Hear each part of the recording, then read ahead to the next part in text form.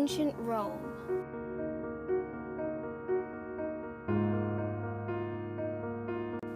One of the greatest empires in history, with one of the most effective militaries of all time.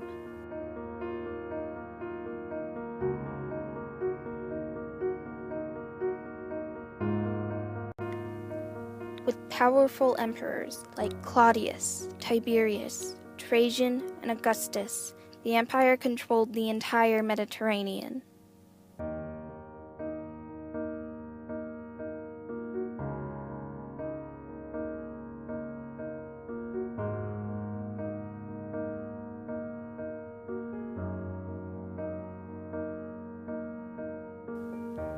How did an empire this huge and powerful fall?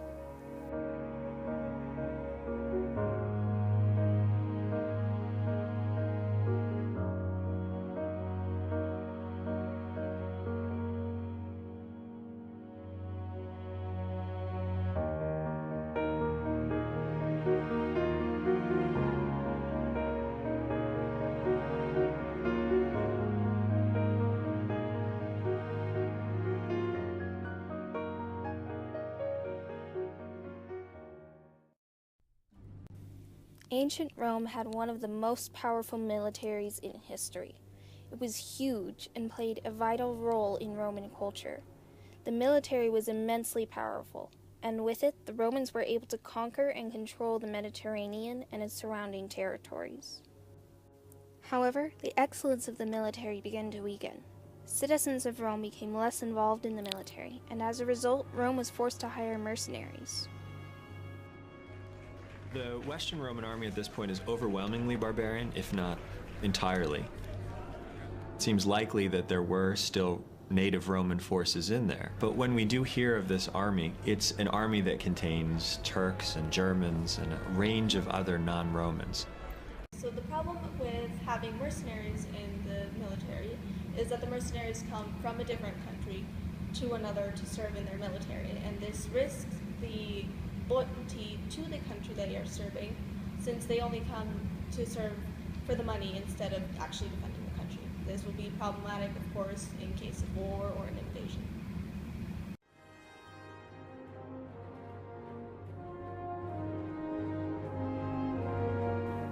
The Roman army was very unstable at the time close to when Rome fell.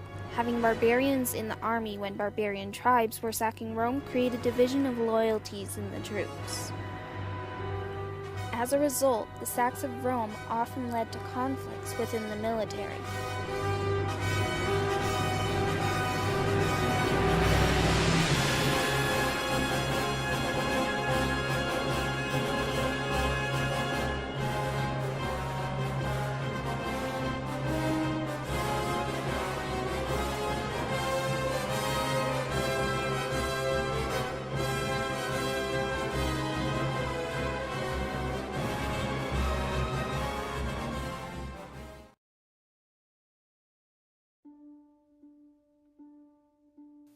For over 600 years, Rome had ruled with prosperity and conquest. However, this did not last forever. The power of the emperor weakened and issues in the government arose. By 285 CE, the empire had been divided into two halves, each ruled by a different emperor. This caused instability in the empire and reduced the power of the government. Emperors were replaced constantly, often being assassinated by their successors. Because of this, the emperor was commonly a military official, because he was replaced by the commander of the legion that had overthrown his predecessor. The issue with having the military in control instead of the government is that there will be a disruption of the balance of power. The military will be influenced to use their force against the government for their own benefit instead of the benefit of the people. The constant replacement of emperors, the split in the Roman Empire, and the majority of Germanic mercenaries in the army all led to a very unstable government. The last Roman emperor, called Romulus Augustulus, was appointed emperor by his father, the Magister Militum, or the Master of Soldiers, and acted as a figurehead for his father's rule. His reign lasted only 10 months until he abdicated the throne and the position of the emperor was abolished. On top of extreme government instability and a military overwhelmed with Germanic mercenaries, the Roman Empire was also facing severe economic turmoil. Little to no tax revenue was being collected because nobles refused to pay their taxes.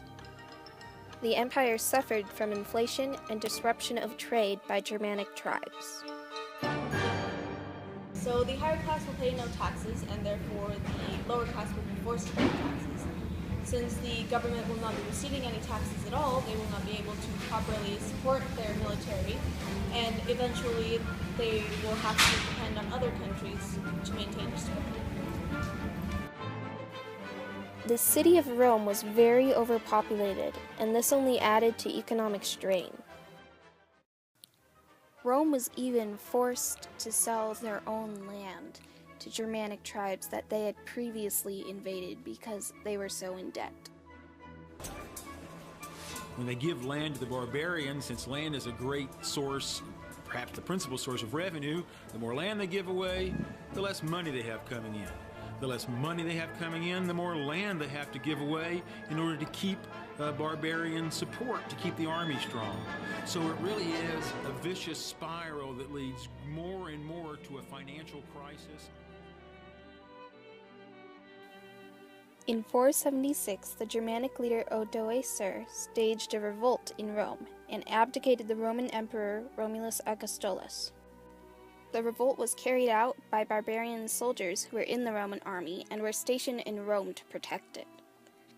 Instead, violence broke out and the emperor was overthrown.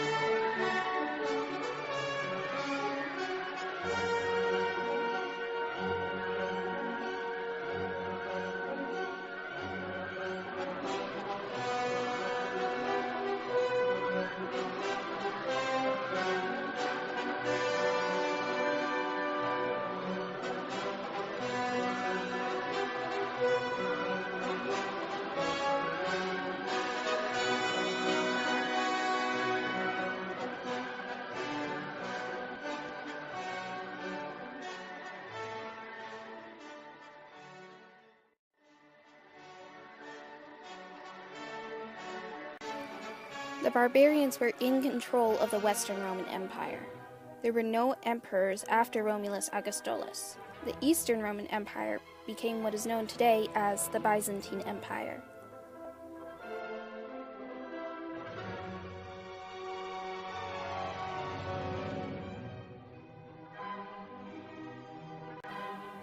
Rome had fallen, marking the beginning of the Middle Ages.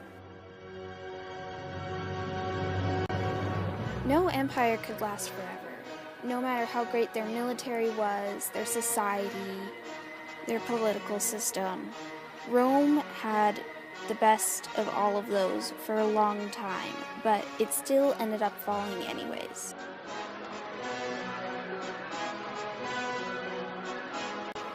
Today, the fall of ancient Rome serves as an ominous reminder that even the most powerful societies can collapse.